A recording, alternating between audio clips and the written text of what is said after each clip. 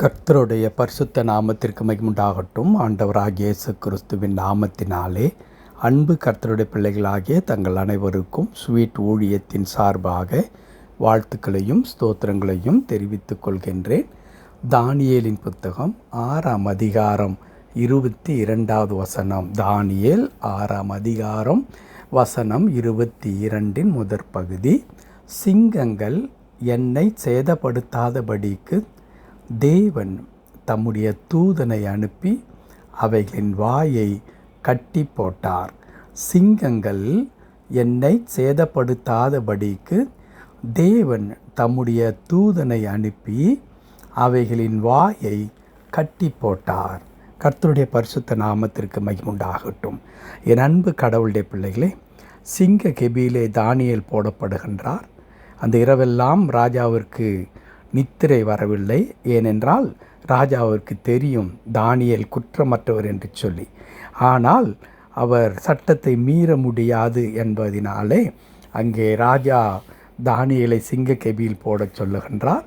ஆனால் மறுநாள் காலையில் ஓடி வந்து அந்த கெபிக்கு வெளியே நின்று கொண்டு ராஜா கேட்கின்றார், தானியேலே, தானியேலே, நீ இடைவிடாமல் ஆராதிக்கின்ற உன் தேவன் சிங்கத்தின் வாய்க்கு உன்னை தப்புவிக்க வல்லவராய் இருந்தாரா என்று கேட்டார். அதற்கு தானியேல் சிங்க கெபியில் ஒரு இரவெல்லாம் உள்ளே இருந்த மனிதனிடத்திலே இருந்து சத்தம் வருகிறது, அல்லது ராஜாவின் கேள்விக்கு பதில் வருகிறது.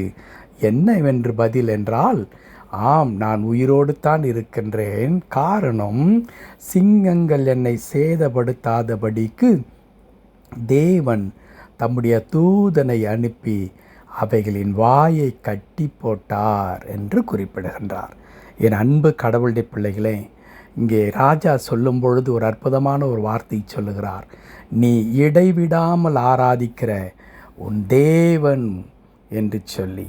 ஆம் அன்பு கடவுளுடைய பிள்ளைகளே, கடவுளை நாம் எப்படி ஆராதிக்க வேண்டும் என்றால் இடைவிடாமல் ஆராதிக்க வேண்டும். நம்முடைய கடவுள் ஒரு சீசனல் காட் அல்ல. இன்றைக்கு அநேக கடவுளுடைய பிள்ளைகள் என்ன செய்கின்றார்கள்? கடவுளை ஒரு சீசனல் காடாக வைத்து கொள்ளுகின்றார்கள். கிறிஸ்மஸ் நேரம் என்று வந்துவிட்டால் போதும், ஒரு சில குடும்பங்களிலே அந்த டிசம்பர் மாதம் முழுவதும் ஒரே குதூகலமாக, கொண்டாட்டமாக, விழாக்கோலமாக இருக்கும். அதற்கு பிறகு அந்த குடும்பத்திலே பார்த்தால் கிறிஸ்தவம் என்ற மனம் எந்த விதத்திலும் வீசவே செய்யாது. இன்னும் தன்னுடைய குடும்பத்தில் ஒரு திருமணம் போன்ற ஏதோ ஒரு நல்ல நிகழ்ச்சி, அப்பொழுது ஆலயத்திற்கு போவதும் வருவதும் ஜெபம் செய்வதும் என்று இருப்பார்கள். அது முடிந்து விடுகிறதா? அதற்கு பிறகு அவ்வளவுதான். எப்பொழுது கடைசியாக ஆலயத்திற்கு சென்றீர்கள்? என் மகளுக்கு திருமணம் செய்யும் பொழுது நான் சென்றேன், எனக்கு திருமணம் நடக்கும் பொழுது நான் சென்றேன் என்று குறிப்பிடுவார்களே தவிர, ஒரு பிரபலமான மனிதன் சமீபத்தில் கூட ஒரு கூட்டத்தில் அவர் பேசி கொண்டிருந்ததை அவர்கள் போட்டு காண்பித்தார்கள் ஒரு தொலைக்காட்சியில். அவர் குறிப்பிடுகிறார், நான் திருச்சபைக்கு சென்று சர்ச்சுக்கு போய் 50 வருடம் ஆகிறது என்று ஒருவர் பெருமையாக பேசினார். என் அன்பு கடவுளுடைய பிள்ளைகளே, எத்தனை பரிதாபம்! அவர் சொல்லுகின்றார், நான் சர்ச்சுக்கு போய் 50 வருடம் ஆகிறது என்று சொல்லி. ஆம், இன்றைக்கு அநேகர் அப்படித்தான் இருக்கிறார்கள். தேவை வந்தால் கடவுள், தேவை முடிந்து விட்டால் கடவுளுக்கும் அவர்களுக்கும் எந்த சம்பந்தமும் இருக்காது. ஆனால் ஒரு ராஜா தானியேலுடைய ஆவிக்குரிய வாழ்க்கையை அவர் கவனித்து பார்த்து விட்டு சொல்லுகிறார், நீ இடைவிடாமல் ஆராதிக்கிற உன் தேவன் உன்னை தப்புவிக்க வல்லவராய் இருந்தாரா என்று. அதற்கு பதில் என்ன வந்தது தெரியுமா? ஆம், என் ஆண்டவர் என்னை தப்புவித்தார். காரணம், என் ஆண்டவரை நான் இடைவிடாமல் ஆராதித்து அவருடைய சித்தத்தின்படியே நான் வாழ்ந்து கொண்டிருக்கிறேன். என் அன்பு கடவுளுடைய பிள்ளைகளே, நீங்கள் ஜெபிப்பதை பைத்தியக்காரர்கள் என்று சொல்லுகிறார்களா? வேதத்தை வாசிப்பதை அல்லது கிறிஸ்துவுக்காக நீங்கள் பற்றுறுதியாக இருக்கும் பொழுது ஜெப தபம் என்று ஒவ்வொரு நாளும் நீங்கள் கடவுளை தேடி ஓடி வரும் பொழுது எல்லாரும் உங்களை ஏளனமாய் பேசுகிறார்களா? கவலைப்பட வேண்டாம். நீங்கள் கடவுளை இடைவிடாமல் ஆராதிக்கிற மக்களாக மாத்திரம் இருக்க நீங்கள் பார்த்து கொள்ளுங்கள். ஒருவேளை உலகத்து மக்களுக்கு அது பைத்தியமாக தோன்றலாம். ஆனால் அப்படி இடைவிடாமல் ஆராதிக்கின்ற கர்த்தருடைய பிள்ளைகளை ஆண்டவர் எந்த சூழ்நிலையிலும் கைவிட மாட்டார். அது சிங்க கெபியாக இருந்தாலும் கூட. ஒருவேளை தானியேலுக்கு அங்கே லிட்ரலாகவே சிங்க கெபியில் அவனை தூக்கி போடுகிறார்கள்.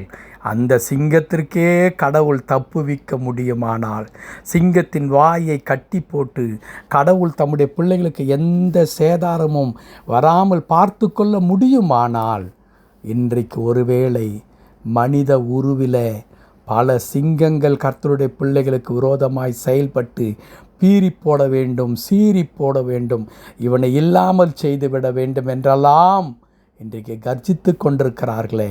அது உங்களுடைய அலுவலகத்திலே இருக்கலாம், உங்களுடைய பக்கத்து வீட்டுக்காரராக இருக்கலாம், அல்லது இன்னும் நீங்கள் சந்திக்கின்ற இடங்களில் உங்களுக்கு விரோதமாய் பொறாமை கொண்டு எழும்புகிற மக்கள் இருப்பார்களே. அந்த சிங்கங்களின் வாய்க்கெல்லாம் கடவுள் உங்களை தப்புவிக்கின்ற ஆண்டவராக இருக்கிறார். நாம் என்ன செய்ய வேண்டும் தெரியுமா? இடைவிடாமல் நாம் அவரை ஆராதிக்க வேண்டும். அப்படியானால் இடைவிடாமல் என்ற வார்த்தைக்கு இங்கே என்ன அர்த்தம்? ஒரு இமைப்பொழுது கூட நாம் காலியாய் இல்லாமல் அப்படியே முழங்காலில் நின்று கிடக்க வேண்டுமா? ஆலயத்திலே விழுந்து கிடக்க வேண்டுமா? இந்த தானியேல் ஒரு சாதாரண மனிதன் அல்ல, மிக பொறுப்பு மிக்க ஒரு மனிதனாக இருந்தார். ஆனால் இடைவிடாமல் என்று இங்கேன் சொல்லப்படுகிறது? தானியேலுடைய சிந்தை முழுவதும் கடவுள் நிறைந்து இருந்தார். தானியேல் எப்பொழுதும் கடவுளை நோக்கி பார்க்கிற மனிதனாக, கடவுளை குறித்தே சிந்திக்கிற ஒரு மனிதராக இருந்தார். ஆகையால் தான் கர்த்தருடைய வார்த்தை சொல்லுகிறது, தானியேல் இடைவிடாமல் கடவுளை ஆராதிக்கிற மனிதர். என் அன்பு கடவுளுடைய பிள்ளைகளை, நீங்களும் நானும் கடவுளை ஒவ்வொரு இமைப்பொழுதும் தேடுகிற மக்களாக நாம் இருக்க வேண்டும். எல்லா சூழ்நிலையிலும் கர்த்தரை தேட வேண்டும். கடவுளோடு இணைந்து வாழ்கிற ஒரு வாழ்க்கையை கடவுள் எதிர்பார்க்கிறார். அப்படி நீங்களும் நானும் கடவுளை முன்பாக வைத்து அவரை பின்பற்றும் பொழுது நம்முடைய வாழ்க்கையில் சிங்கங்கள் வந்தால் என்ன, கோலியாத்து வந்தால் என்ன, எந்த கொந்தளிப்புகள் வந்தால் என்ன, ஏன் தாவீது சொல்லுகிற வண்ணமாக மரண இருளின் பள்ளத்தாக்காக இருந்தாலும் என்ன, ஒன்றும் நம்மை சேதப்படுத்தாதபடிக்கு கடவுள் எல்லாவற்றிலும் இருந்து நம்மை காப்பாற்றுவதற்கு போதுமானவராகவும் வல்லவராகவும் இருக்கிறார். ஜெபிக்கலாமா? கிருபை நிறைந்த நல்ல ஆண்டவரே, நாங்கள் உம்மை துதிக்கிறோம், உமக்கு நன்றி செலுத்துகிறோம். இன்றைக்கு ஆண்டவரே, தானியேலை குறித்து நாங்கள் படித்தோம். ஆம், நீர் சிங்கங்களின் வாய்க்கு தப்புவிக்கும்படியாய் உம்முடைய தூதர்களை அனுப்பியவர்களை காப்பாற்றினீர் ஆண்டவரே. அந்த மகிமை நிறைந்த கடவுள் இன்றைக்கு எங்களுடைய வாழ்க்கையிலும் கர்த்தாவே, அநேக சிங்கங்கள் எங்களுக்கு விரோதமாக எழும்புகிறதை நாங்கள் பார்க்கிறோம். பிசாசானவன் கர்ஜிக்கிற சிங்கம் போல எங்களை விழுங்க வகை தேடி திரிந்து கொண்டிருக்கிறான். பல ரூபங்களிலே பல நிலைகளில் எங்களை தாக்கி கொண்டிருக்கின்றான். ஆனால் கடவுள் எல்லாவற்றிலிருந்து எங்களை விடுதலையாக்கி ஆண்டவரே, உம்முடைய தூதர்களை எங்களுக்கென்று அனுப்பி காவல் பண்ணி ஆண்டவரே, எங்களுக்கு எந்த தீங்கும் நேரிடாதபடி நீ பாதுகாத்து வருவதற்காய் ஸ்தோத்திரம். இன்றைக்கும் அப்படியே தம்முடைய பிள்ளைகள் ஒவ்வொருவரையும் பாதுகாத்து உமது பிள்ளைகளை விடுதலையாக்கி உமது பிள்ளைகளுடைய கர்த்தாவே ஆண்டவரே சுவாமி பெயரை நீர் கனப்படுத்தும்படியாக நாங்கள் ஜெபிக்கிறோம். திருக்கரத்தில் தாழ்த்தி அர்ப்பணிக்கின்றோம். தொடர்ந்து பொறுப்படுத்திக் கொள்ளும் மீட்பர் நாமத்தில் பிதாவே. ஆமென், ஆமென்.